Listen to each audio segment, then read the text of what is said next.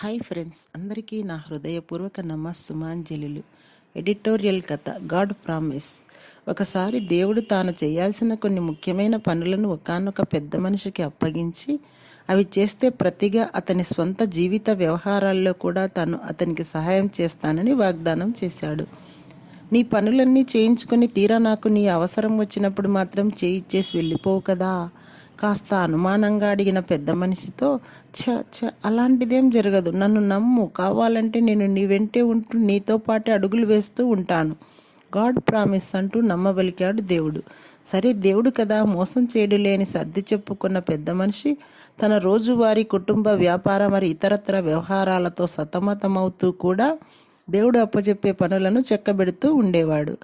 అప్పుడప్పుడు జీవితంలో కొన్ని క్లిష్ట పరిస్థితులు అతనికి ఎదురైన ఆత్మవిశ్వాసంతో వాటిని ఎదుర్కొంటూ విజయవంతంగా ముందుకు సాగుతూ వచ్చాడు. ఇలా కొన్నేళ్లు గడిచాక ఇంతకు దేవుడు తన మాటను నిలబెట్టుకుంటున్నాడా లేదా అని పెద్ద మనిషికి అనుమానం వచ్చింది. దాంతో ముందుకు సాగిపోతున్న అతడు ఆగి అందాక జీవితంలో తాను నడిచి వచ్చిన దారిని పరిశీలించాడు. ఆ దారిలో ఒక్కో చోట 4 మరి ఒక్కో చోట 2 పాదముద్రలు ఉండటం చూసి కంగు తిన్నాడు. అసలు సంగతి ఏమిటో దేవుడిని అడిగి తెలుసుకుందామనుకుంటూ, ఏమయ్యా దేవుడా, నా అనుమానమే నిజం చేశావుగా, నీ పనులన్నీ నాతో చక్కగా చేయించుకుంటూ తీరా నా పనులు చేయాల్సి వచ్చినప్పుడల్లా నాకు సాయం చేయకుండా నువ్వు ముఖం చాటేసి వెళ్ళిపోతావా అంటూ 2 చొప్పున ఉన్న పాదముద్రల లెక్కను చూపించి మరీ నిలదీశాడు. అతని నిష్ఠూరాలన్నీ సావధానంగా విన్న దేవుడు, ఊరికే నిందలు వేయకుండా ఆ పాదముద్రలను పరిశీలనగా చూడవయ్యా.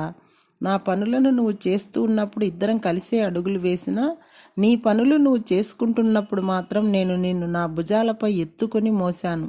అందుకే అప్పుడు కేవలం నా 2 పాదాల ముద్రలే అక్కడ పడ్డాయి, నీవి పడలేదంటూ దేవుడు ఆత్మీయంగా వివరిస్తుంటే కళ్ళనీళ్ల పర్యంతరమయ్యాడు పెద్ద మనిషి.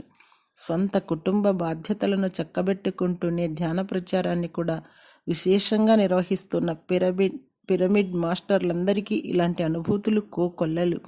అంతటి గొప్ప ఆత్మీయ అనుభూతుల నడుమ ధ్యానాంధ్రప్రదేశ్ పత్రికకు ఎడిటర్గా నాతో 50 సంచికలను పూర్తి చేయించి 51వ సంచిక ద్వారా నేను సరికొత్త జన్మలేకి అడుగుపెట్టే గొప్ప అవకాశాన్ని నాకు ఇస్తున్న ప్రియతమ పత్రిజీకి ఆత్మపూర్వక నమస్సుమాంజలులు.